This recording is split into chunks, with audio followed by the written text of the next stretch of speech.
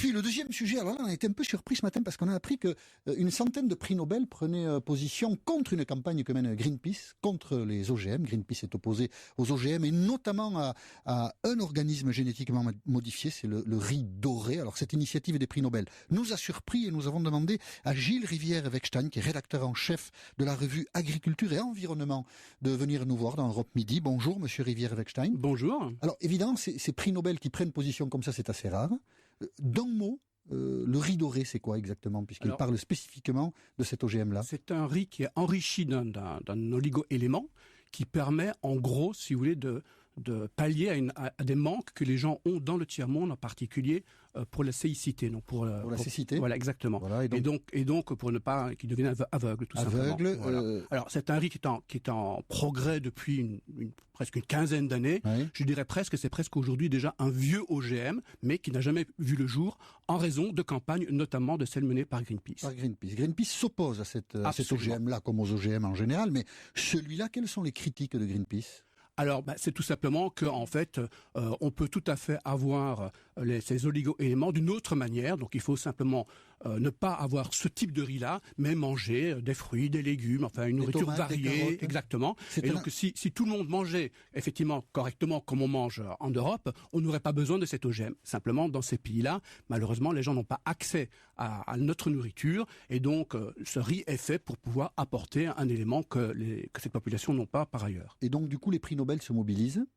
Oui, alors les prix Nobel se mobilisent. Je pense que c'est une question qui va bien au-delà de la question de ce riz particulier. Oui. Je crois que ces prix Nobel expriment un ras-le-bol de la part de la communauté scientifique, tout simplement le fait qu'aujourd'hui leur voix n'est plus entendue. C'est-à-dire que quand les experts du monde entier donnent un avis favorable à une technologie, si ça ne plaît pas, les politiciens, les hommes politiques, les responsables politiques ou la population ne veut pas les entendre. Et on entend beaucoup les discours de précaution. Ça peut être dangereux, les OGM. On ne sait pas quel effet à long terme cela pourra avoir sur les organismes. Donc, méfions-nous des OGM. C'est celui-là le discours qu'on entend. Mais c'est pas un discours idiot.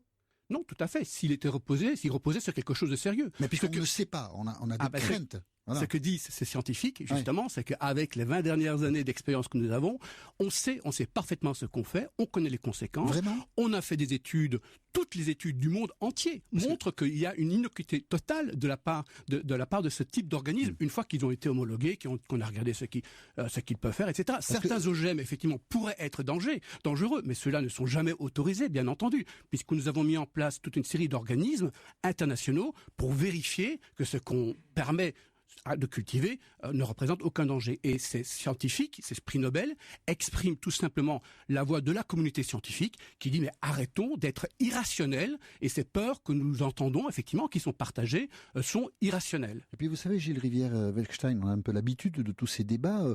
On pourra découvrir dans 2, 3, 4, 5 ans que un des signataires, ou 2, ou 3, ou 10 ont pu donner des conférences auprès des semenciers divers et variés, et en fait représenter tout autant les lobbies de l'industrie qu'une parole scientifique libre et indépendante. Ça peut arriver, ça aussi. Tout à fait. Il n'est pas exclu que parmi ces scientifiques, certains ont travaillé pour l'industrie.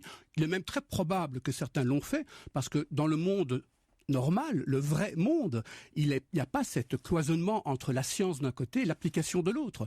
Donc on trouvera certainement. Maintenant, je ne pense pas que c'est pour ça que ces gens expriment ce qu'ils ont exprimé aujourd'hui. C'est parce qu'il y a une conviction profonde parmi les milieux scientifiques, ceux qui travaillent avec les entreprises comme ceux qui ne travaillent pas pour les entreprises, que ce type de technologie, aujourd'hui, on la maîtrise particulièrement. Et je dirais même que dans la médecine, parce que vous avez dû voir que beaucoup de ces gens-là, des signataires, sont médecins.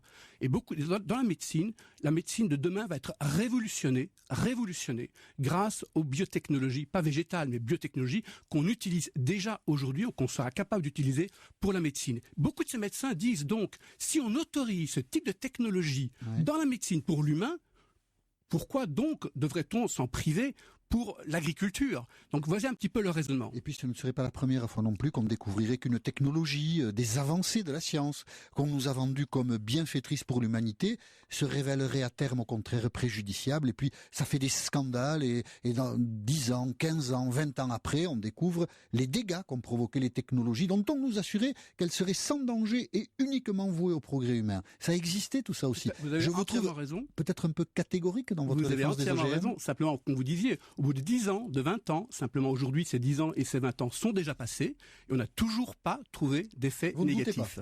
Donc, vous ne doutez pas? Je ne doute pas sur la technique. C'est la technique. Attention, on peut utiliser ces techniques pour faire n'importe quoi. Donc la question, c'est pas les OGM, c'est quel type d'OGM, dans quel contexte. Et aujourd'hui, on a une connaissance du génome, on a une connaissance de cette technique qui, pour moi, effectivement, est très rassurante, d'autant plus qu'aujourd'hui, elle sert la médecine et elle va servir à guérir, notamment contre le cancer. Donc vous êtes un avocat, Gilles Rivière-Eckstein, des OGM. Vous avez écrit un livre qui dit un peu tout, qui résume votre pensée. Faucheurs de science, les fanatiques sont dans nos campagnes, c'est-à-dire ceux qui sont hostiles évidemment aux OGM. Vous avez accepté de rester avec nous puisque nous avons sollicité les auditeurs d'Europe 1, 31 à 21. Appelez-nous pour ou contre les OGM.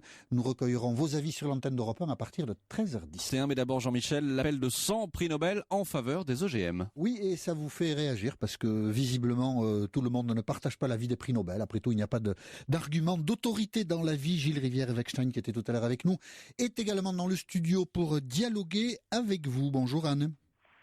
Oui, bonjour Jean-Michel. Vous êtes à Saint-Denis dans l'Aude. Mais nous sommes heureux de vous accueillir sur l'antenne d'Europe 1. Merci. Mais écoutez, tout à l'heure, pardon ? On vous écoute.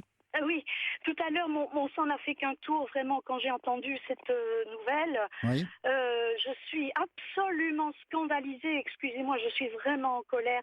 Vous savez, des prix Nobel, moi j'en ai connu plusieurs de par le métier de mon père, donc j'ai grand respect pour ces scientifiques. Simplement, les OGM, il faut pas exagérer, quoi. C'est un esclavage, c'est la source de centaines de suicides en Inde, c'est la cause de la mort de la terre, de l'humus qui ne devient plus qu'une chose. C'est le procès de Monsanto contre un paysan américain il y a quelques petites années qui était voisin d'un autre paysan qui exploitait des OGM, et les OGM ayant essaimé, il en avait quelques-uns dans son champ. Eh bien, Monsanto a fait un procès au premier agriculteur, donc parce qu'il avait quelques épis dans son champ pour qu'il leur paye des royalties.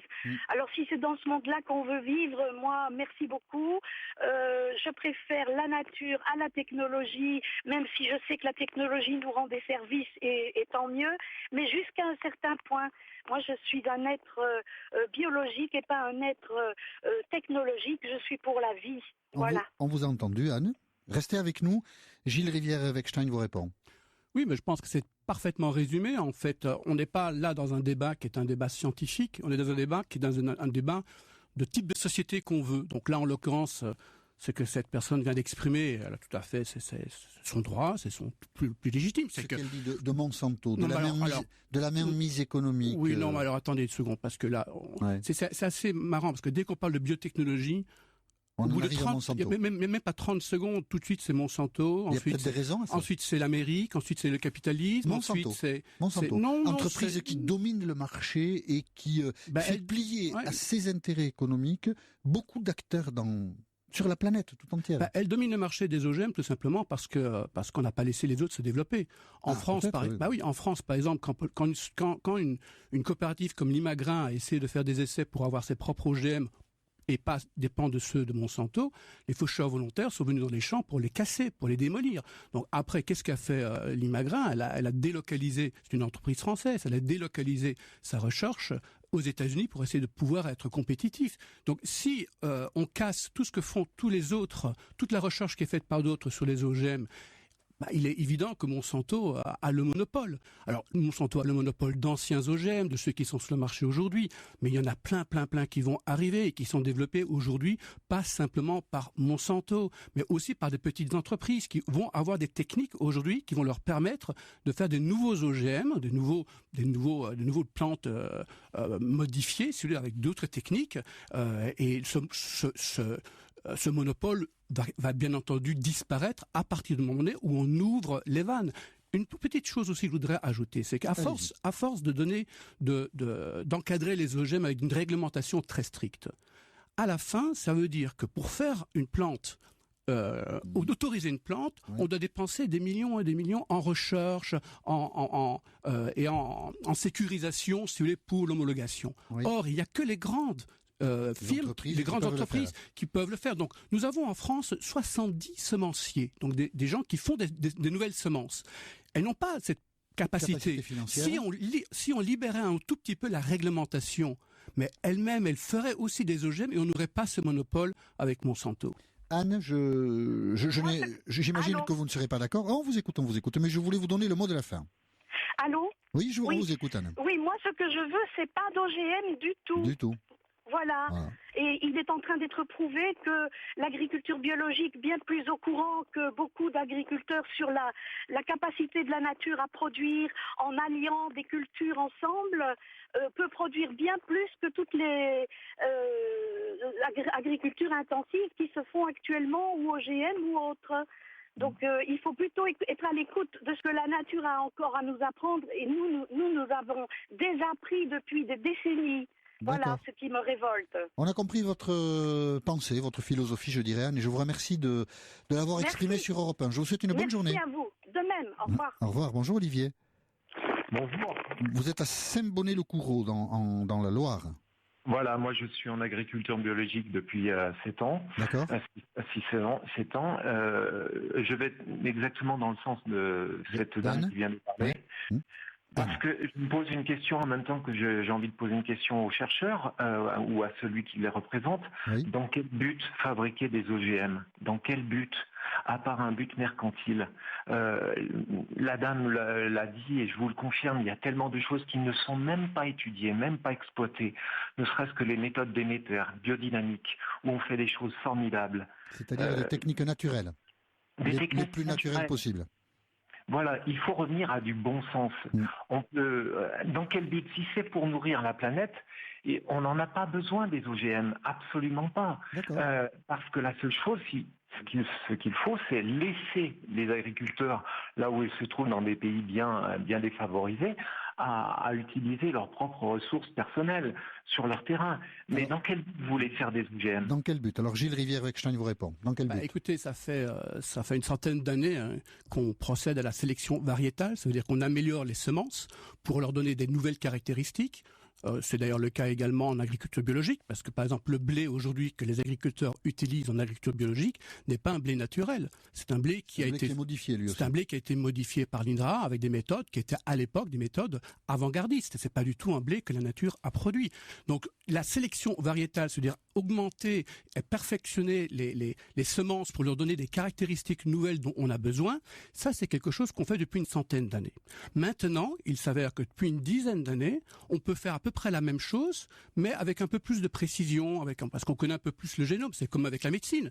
Aujourd'hui, on regarde un peu votre génome, etc. Donc on travaille sur le génome, on travaille sur l'ADN, alors qu'avant on n'arrivait pas à le faire. Donc ce qu'on fait en médecine, si vous voulez, avec l'ADN, avec le travail sur le génome, aujourd'hui on peut le faire pour améliorer les semences. L'agriculture biologique, comme toutes les autres agricultures, ont besoin de semences qui sont performantes. Elles ont besoin, par exemple, de semences qui peuvent résister à des maladies, qui peuvent, par exemple, aujourd'hui, vous avez un problème avec le mildiou, l'agriculture biologique utilise du cuivre donc pour pouvoir combattre le mildiou.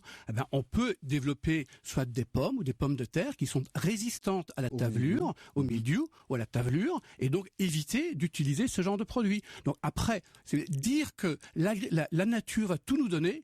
Vous savez très bien que je veux bien, mais prenez la médecine. Si on gardait les méthodes naturelles pour la médecine, je pense que l'espérance de vie en France ne serait pas ce qu'elle est aujourd'hui. Une réponse rapide, Olivier ? Je pense tout simplement que les méthodes naturelles n'ont jamais été suffisamment exploitées parce que, étant donné qu'elles ne rapportent pas de royalties. Ça, c'est surtout une chose comme ça. Si vous parlez de médecine, vous n'avez qu'à parler des huiles essentielles où vous n'avez pas de AMM dessus. C'est une évidence parce que personne ne peut en avoir sur la nature. Et là, j'ai envie de dire, le principe naturel est exactement, au niveau des semences, c'est exactement la même chose. Commencez à faire des études. Moi, je vous encourage là-dessus. Tous les chercheurs, je les encourage à développer des études sur ce qui existe, où on pointe du doigt, ne serait-ce que la biodynamie, des choses là-dessus, pour augmenter les pouvoirs des choses, des process comme ceci. Mais n'allez pas chercher des choses qui vont modifier ou qui vont rendre l'agriculteur dépendant d'un organisme, d'une société autre. On comprend votre raisonnement, Olivier. Oui. Gilles Rivière-Eckstein. Juste une petite chose, il faut que ce soit clair, que ce soit ce qu'on fait avec les OGM, ça reste la reproduction de ce que la nature fait également. Même les produits de synthèse, ce qu'on appelle un produit de synthèse, c'est un produit chimique qu'on a synthétisé en reproduisant ce que la nature fait. On n'invente pas quelque chose de nouveau, on reproduit un mécanisme qu'on a compris, qu'on a étudié et donc qu'on introduit. Donc on n'est pas dans le domaine de l'invention de quelque chose qui n'existait pas. C'est la reproduction de la nature. Bon, voilà Olivier, on ne vous mettra pas d'accord, vous non plus, avec Gilles Rivière-Eckstein, mais vous avez pu exprimer votre point de vue et c'était le but. Merci d'avoir participé par l'intermédiaire du 39-21 à ce débat sur les OGM. Merci Gilles Rivière-Eckstein. Je rappelle votre livre Faucheurs de science. Les fanatiques sont dans nos campagnes aux éditions Le Publiaire.